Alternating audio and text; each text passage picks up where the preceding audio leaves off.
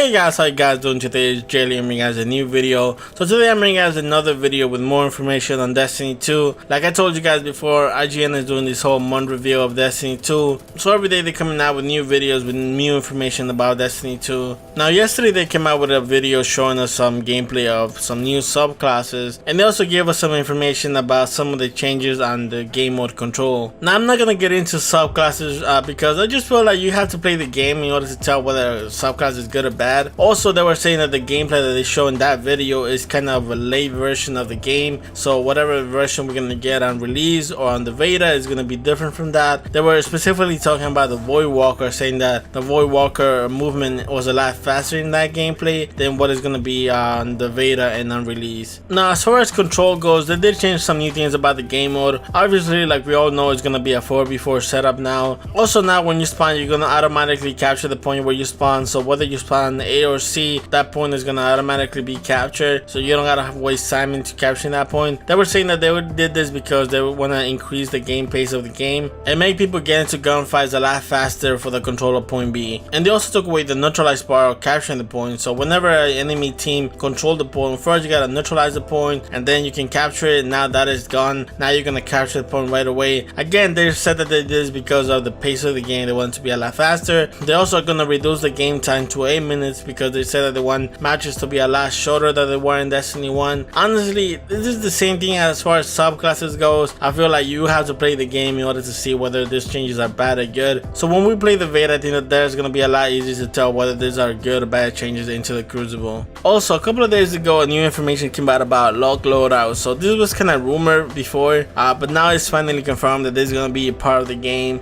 They said that there's gonna be in activities, PvE and PvP. So if you guys don't know what loadouts are, it's basically whatever loadout you have in the beginning of the activity is going to be the loadout you're going to have to use throughout the whole activity. You're not going to be able to switch weapons around. Now the reason that they gave for adding this into the game, they were saying that they want to add a bit of more of difficulty into the game, and they feel that this is the right way to do it. Now I got positive and negative opinions about this. First, let's start with the negative, and I think that my biggest problem with this is that the concept behind Destiny is to grind for gear and weapons. Like really the biggest grind is to basically trying to get every single exotic weapon and every single legendary weapon that you want in Destiny. Like that is really what the game pushes you for, is to try to get more loot, try to get everything. But then when you add a system that basically forces you only to use 3 weapons and then you're locked down to only using those weapons, I feel like that kind of goes against like what is the concept of the game, where Destiny is rewarding you with more weapons and more gear for basically doing activities, but yeah, at the same time you can only use 3 of them. It's kind of, I would say, contradicting a bit. Also, the whole thing about not changing weapons, I feel like sometimes a good quality of a good player is to like understanding the situation and change your weapons around. For example, look at the Crucible. Like when you're playing Trials and you go against a team that is running sidearms, and for some reason in the first round you try to use snipers, but obviously the sidearms overrun you, it's kind of like a good quality to understand that, hey, you know what, this is not gonna work, let me switch to something else in order for me to counter that. And the fact that you cannot do that in Destiny 2, that kind of seems a problem to me, as far as you not being able to counter other scenarios. And the same thing can be seen on PvE as well. Like for example, look at the Nexus Strike. And the Nexus Strike, in the beginning of the strike, you go against a wave of ads, where I feel like something like a shotgun would probably be more useful than running like a sniper. I feel like a shotgun will help you out with all the ads that are gonna come at you. But at the end of the strike, you're against the boss, and in the boss fight, you cannot really go up close to the boss because the boss will kill you. So obviously a sniper is better in that scenario, so you will probably switch around. So I think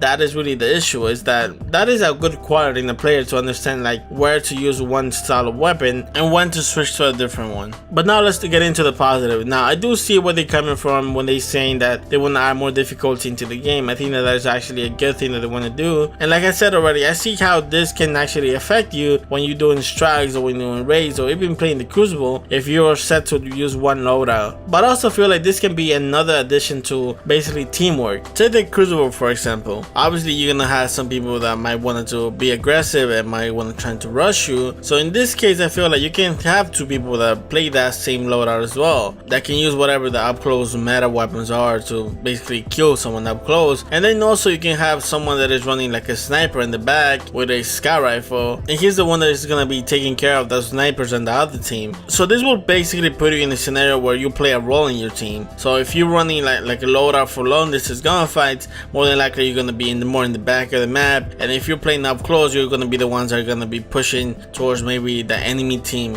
And I feel like that can add a layer of basically teamwork in the Crucible. And the same thing can happen in PvE, where in PvE you can have one guy to run the loadout to take care of ads, and you're gonna have another 2 guys to have a loadout to take care of the boss. So basically everybody plays his roles. So whenever ads come out, you have one guy to take care of that, and when you get into the boss fight, then you're gonna have 2 guys to do the main damage into the boss. So I can see the positive in that as well, but I still gotta play the game before I say if this is truly a bad or good thing added into the game. And also, I don't feel like this is gonna be added throughout all the game. Like, I don't see this being a part of the raid. I can see this being a part of maybe the Nightfall for a week, or the Strike playlist, or even the week in Trials, but I don't see this being a part of like every single week in Trials, every single week in the Nightfall. So that is really all the information that I got for you guys today. I hope you guys enjoyed the video. If you guys did, please leave a like. If you guys subscribe to the channel, that means a lot to me. I hope you guys have a great day, guys. Take care, guys. Peace.